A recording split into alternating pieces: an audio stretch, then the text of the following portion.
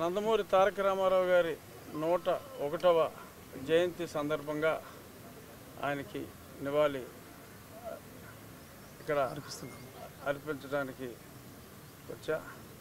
నా చిన్నతనం నుంచే అంటే నాకు ఊహ తెలిసిన దగ్గర నుంచి నేను ఎన్టీ రామారావు గారి అభిమాని. 1994లో ఎన్టీ రామారావు గారు సాధించిన విజయాల్లో కల్లా అతి గొప్ప విజయం ఈనాడు మళ్ళీ ఆయన స్ఫూర్తితో ఈ 2024లో చంద్రబాబు నాయుడు గారి నాయకత్వంలో సాధించబోతున్నాం అని ఖచ్చితంగా చెప్పడానికి నేను గర్వపడుతున్నా. ఇంకొక 7 రోజుల్లో అదే వస్తుంది. సాహసానికి మారుపేరు రామారావు గారు. సరే, రామారావు గారి సినిమాల గురించి ఆయన ఎంత గొప్పవాడో చెప్పడానికి ఎన్ని రోజులు మాట్లాడుకున్నా అది సరిపోదు. ఆయన చిరస్మరణీయుడు, తెరస్మరణీయుడే కాదు చిరస్మరణీయుడు. నాకు ఒక 5-6 సందర్భాల్లో 91 నుంచి 94 ఆ మధ్యన రామారావు గారితో కాస్త సన్నిహితంగా ఒక 5-6 సార్లు అంటే సుమారు 1 గంట సేపు అలా గడిపే అవకాశం దక్కింది. అది నా జీవితంలో మరపురాని మధుర క్షణాలని చెప్పి నేను ఖచ్చితంగా చెప్పగలను. ఆయన ఒక గొప్ప మానవతావాది.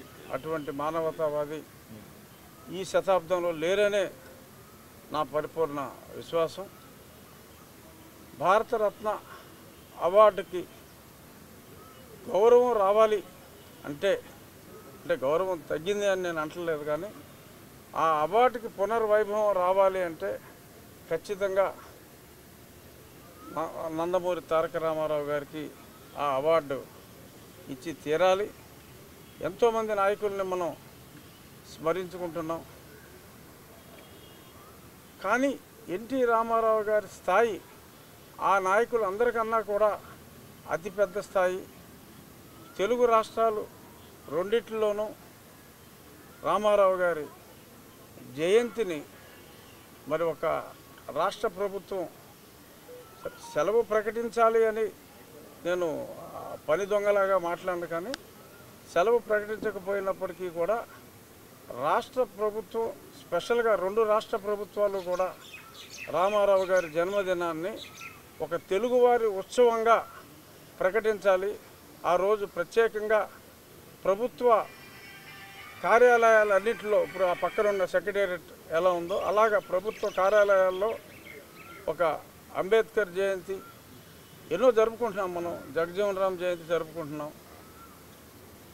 అంతకు ఆ స్థాయిలో మనం తెలుగువారందరూ కూడా, ప్రపంచంలో ఉన్న తెలుగువారందరూ కూడా నందమూరి తారక రామారావు గారిని గౌరవించుకోవాల్సిన అవసరం ఉంది. ఖచ్చితంగా రాబోయే నెక్స్ట్ భారతరత్న మన నందమూరి తారక రామారావు గారికే ఇచ్చి కేంద్ర ప్రభుత్వం గౌరవిస్తుందని చెప్పి నా పరిపూర్ణ విశ్వాసం. ఆ దిశగా తెలుగు ప్రజలందరూ కూడా ప్రతిజ్ఞ చేసి, అంటే అవార్డు తెచ్చుకుంటే వచ్చేది కాదు, అయినప్పటికీ కూడా కొన్నిసార్లు కొంతమంది గొప్ప వ్యక్తుల వ్యక్తిత్వాన్ని గుర్తు చేయవలసిన అవసరం ఉంది.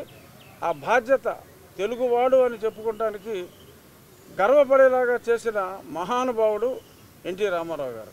సంక్షేమ కార్యక్రమాలకి ఆదికర్త, సృష్టికర్త ఎన్టీ రామారావు గారు. అటువంటి మహానుభావుడిని ఈ 101వ జయంతి సందర్భంగా ఇక్కడికి వచ్చి వారికి నివాళి అర్పించినందుకు మరొక్కసారి ఒక తెలుగువాడిగా తెలుగు జాతి ఖ్యాతిని ప్రపంచంలోని నలుమూలలా విస్తరించిన ఆ విశ్వవిఖ్యాత నట సార్వభౌముడికి, ఆ విశ్వవిఖ్యాత మానవతావాదికి మరొక్కసారి శిరస్సు వచ్చి నమస్కారం చేస్తూ జోహార్ ఎన్టీఆర్, జోహార్ ఎన్టీఆర్, జై Telugu Desam. For more videos like this, subscribe Big TV channel.